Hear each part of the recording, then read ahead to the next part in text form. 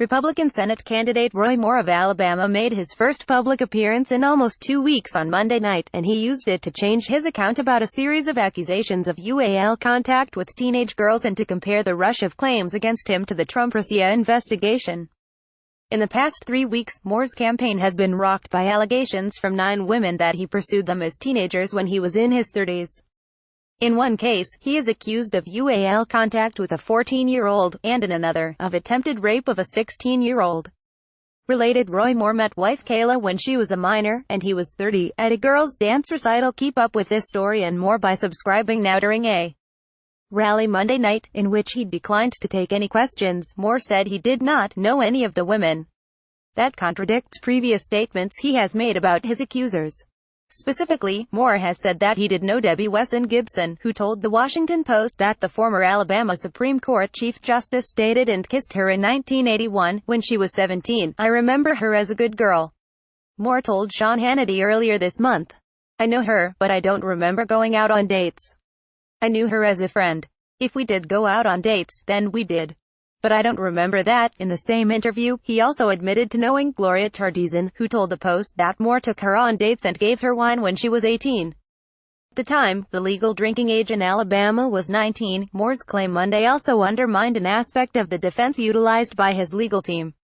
Attempting to rebut a claim from Beverly Young Nelson that Moore tried to rape her when she was 16, Moore's attorney, Philip Yarrego, said Nelson's assertion that the pair had no contact after the alleged incident was false because Moore had been the judge on her divorce case.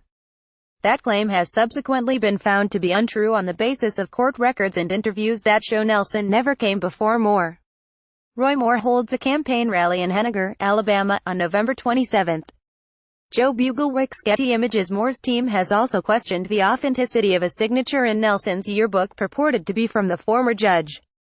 On Tuesday, Gloria Allred, the attorney representing Nelson, said she would turn over the yearbook for authenticating if Moore agrees to testify under oath. Moore has aggressively denied all the claims made against him, portraying them as a smear campaign cooked up by Democrats, establishment Republicans and a biased main media.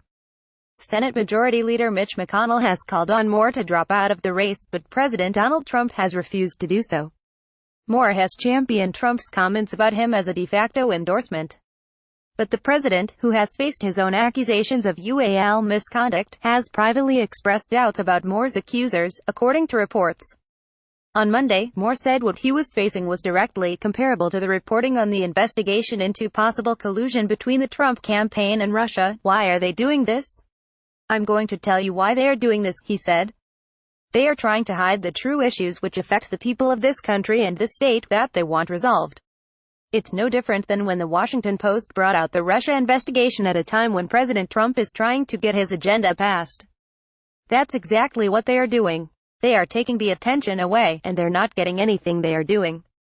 They are taking attention away from the Senate and from the Congress, who can't pass legislation. The people of this country want movement. They don't want false attacks like this. And that's exactly what's happening in this case." Moore, who as of Monday is facing a new challenger in the form of Lee Busby, a former top aide to current White House Chief of Staff John Kelly, has seen his large lead in the polls over Democrat Doug Jones effectively eradicated since the allegations emerged. That, too, he claimed was a media distortion. "This is beyond being attacked for various things, having your family attacked," he said. "Politicians stop at nothing. They'll publish false polls, which they're doing today. In trying to distort this, they'll go to false attacks.